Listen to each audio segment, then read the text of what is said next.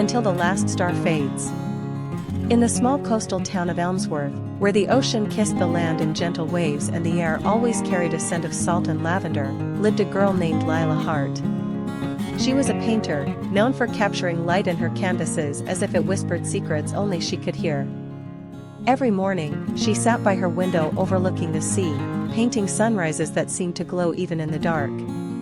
Lila lived quietly, almost too quietly, ever since her parents passed away and left her the old cottage on the hill. She filled her days with color but rarely with people. That was until one stormy evening when fate decided to send her someone who would change everything. His name was Evan Hale. He arrived in Elmsworth as a writer in search of silence, hoping to complete a novel that had haunted him for years. He rented the house just below the cliff where Lila lived, and for the first week, they exchanged only polite nods. But one evening, while Lila was sketching by the shoreline, a gust of wind blew her canvas into the sea. Without hesitation, Evan dove in and retrieved it. "I think this belongs to you," he said, soaked and smiling, handing her the painting. That moment sparked something neither of them expected. They began seeing each other more. Morning walks turned into shared breakfasts, which turned into long conversations about art, loss, dreams, and everything in between. Evan read chapters of his novel to her under the stars. Lila painted scenes from the stories. Their lives began to intertwine like brushstrokes blending on canvas. But not all stories are without shadows. Evan had a past he couldn't run from. A failed engagement, a father he hadn't spoken to in years, and a fear that everything beautiful in his life would eventually leave. And Lila, too, carried the weight of loneliness, afraid that happiness was just a temporary visitor. One evening, as summer gave way to autumn, Evan told Lila he might leave Elmsworth once the novel was finished. The words fell like frost on her heart. "I don't want to hold you back," she whispered. "You're not holding me back," Evan said. "You're the reason I'm still here." But the days grew colder, and Evan became distant. He was writing more, sleeping less. Lila could feel him slipping away, like light fading at dusk. Then, one night, he left. No note. No goodbye. Lila was shattered. Days passed, then weeks. She stopped painting. Her world turned gray again, like it had before Evan came. But love has a way of circling back. On a winter night, as snow quietly blanketed the earth, there was a knock on her door. It was Evan, exhausted, trembling, holding a copy of his finished novel. "I left to finish the story, our story," he said, his voice breaking. "But I couldn't end it without you." Lila opened the book. On the first page, it read, "For Lila, whose love taught me how to stay." Tears welled in her eyes. "I missed you," she said. "I missed the stars."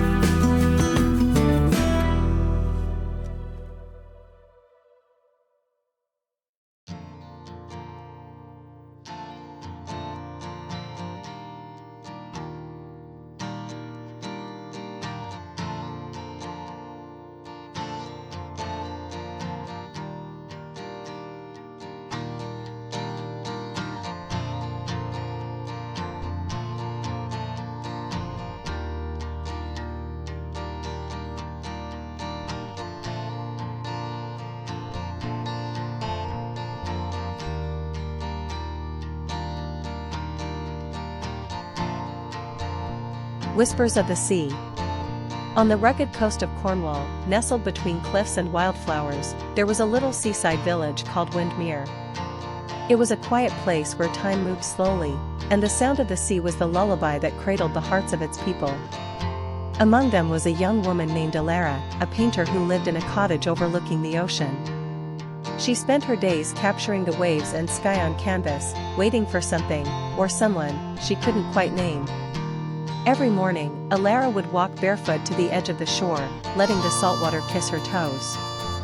It was during one of these mornings that she first saw him, a man standing alone by the rocks, his back to the wind, watching the horizon like he was waiting for a memory to return.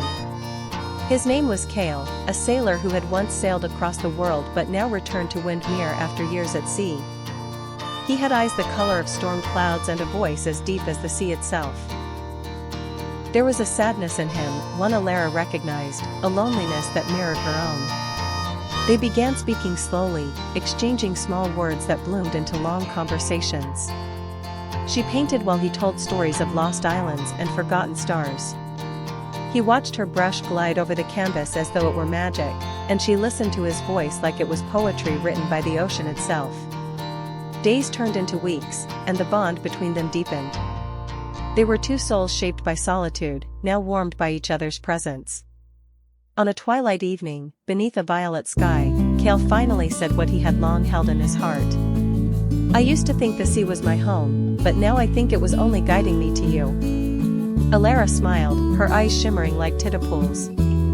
"And I was always painting the sea, hoping one day it would bring something back to me." They fell in love gently, like waves washing over smooth stones. Their days were filled with laughter, quiet moments, and dreams shared beneath starlit skies. Cale would help mend boats in the village, while Alara's art began to be admired far beyond Windmere. But the sea, as always, called to Cale. One morning, he told her he had to leave again, for one last journey. It was something he had promised a friend long ago, a promise he could no longer run from. Heartbroken but understanding, Alara kissed him beneath the lighthouse and whispered, "Come back to me, and I'll paint you into every sunset until you do." Cale left with the rising sun. Seasons passed. Every day, Alara walked the shore. Every painting she made held hints of him, the color of his eyes, the shape of his hands, the way he once looked at her beneath the sky. And then, one golden evening, just as the sun dipped below the waves, she saw a familiar silhouette by the rocks. Cale. Older, weathered, but still him. He had returned, just as he promised. Without a word, they embraced. The sea whispered around them, no longer carrying sadness, but singing of love found and kept. Together, they built a life by the shore, painting, sailing, loving, with the rhythm of the waves as their eternal song.